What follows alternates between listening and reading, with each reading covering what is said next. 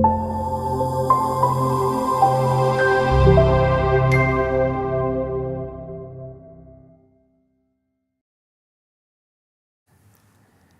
I'm ChapClark, and I get to teach at a place called Fuller Seminary, but it's not teaching at a seminary. I actually get to be hanging around youth workers, hanging around kids, being around people in churches and parachurch organizations. So I've kind of given my life to trying to help young people like you to come to know Christ and to follow Him well. So it's really an honor to be part of this thing and that you guys are taking time to look at this. And I'm going to talk about today understanding the kids that you're working with. How do we really get under the skin, under the behavior, under the external looks and attitudes of the kids that we work with?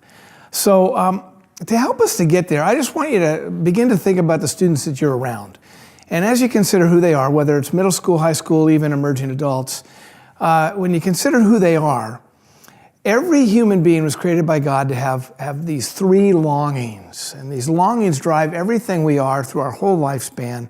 And people that study human behavior and human life, and even people that study God, and theologians are called, know that part of the human condition are these three longings that God put in us.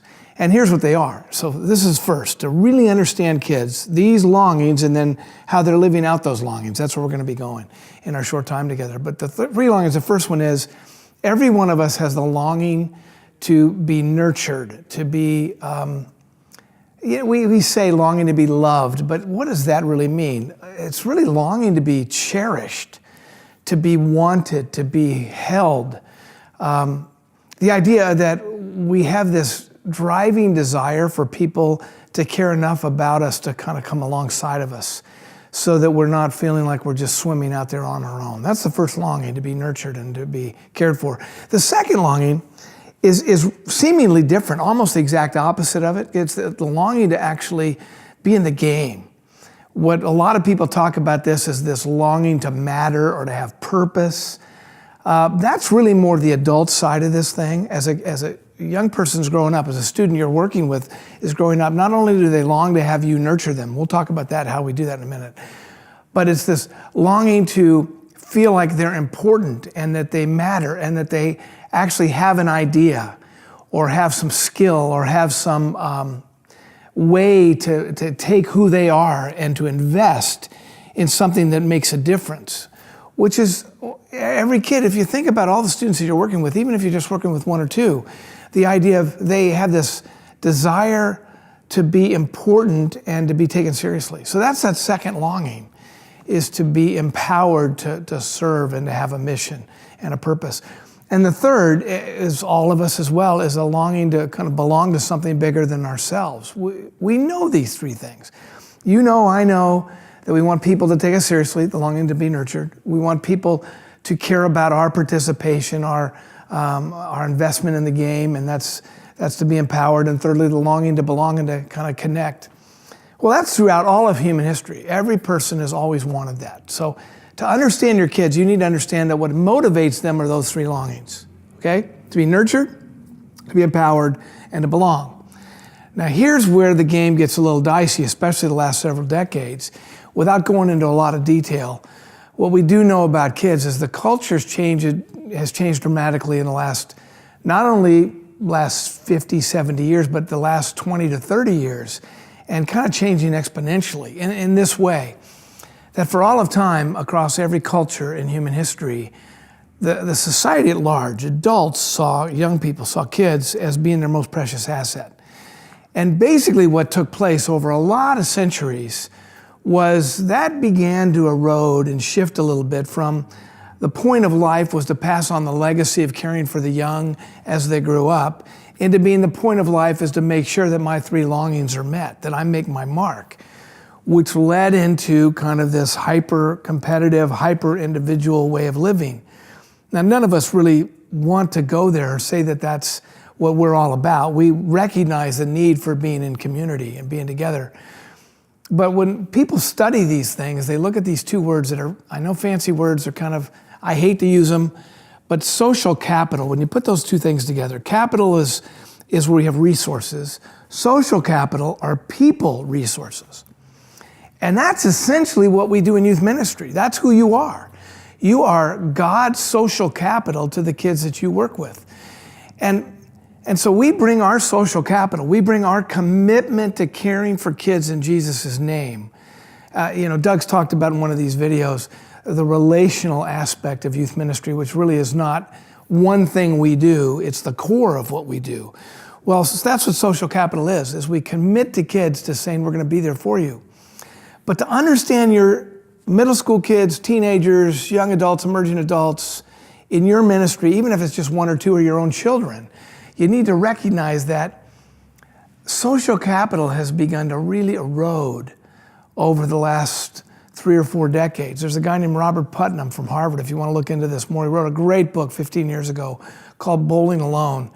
And he's written a new one that just came out in 2015, where he talks about our kids, America's dream in crisis, where not only is this thing called social capital, adults' investment in kids, where we invest in them by giving them school, we give them sports, we give them opportunities, we give them SAT tutors, we give them batting coaches, but do we actually give them ourselves? See, in youth ministry, what can easily happen with us is we think that we're small group leaders. We're not small group leaders. We do small groups, but we are God's, as Philip Yancey puts it, dispensers of His grace to every kid in our small group. We're investing in relationships so that kids can see Jesus first in us, and then they can begin to see Jesus for themselves and then in community. So that's what we do. We bring social capital, those 3 longings. They have the longing to be nurtured.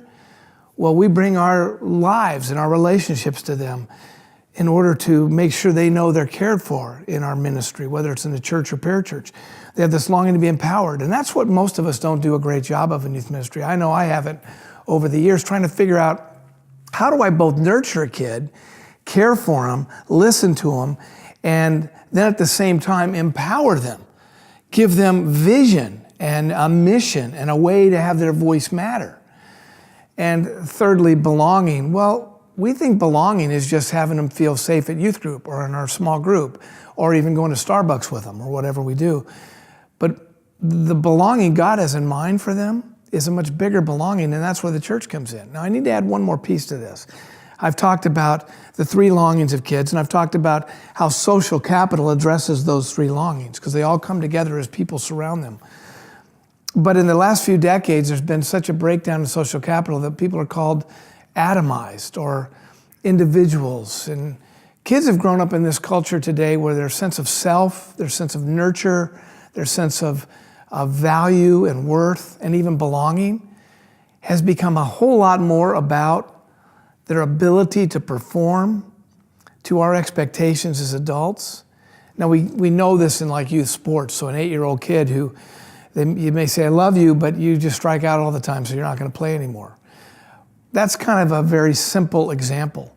But you take that to everything else in a kid's life, from the various agendas that adults have for them at school, to sports, to music, to dance, to drama, to even in the family where parents will easily say, I love you, but how come you're not going to start this week?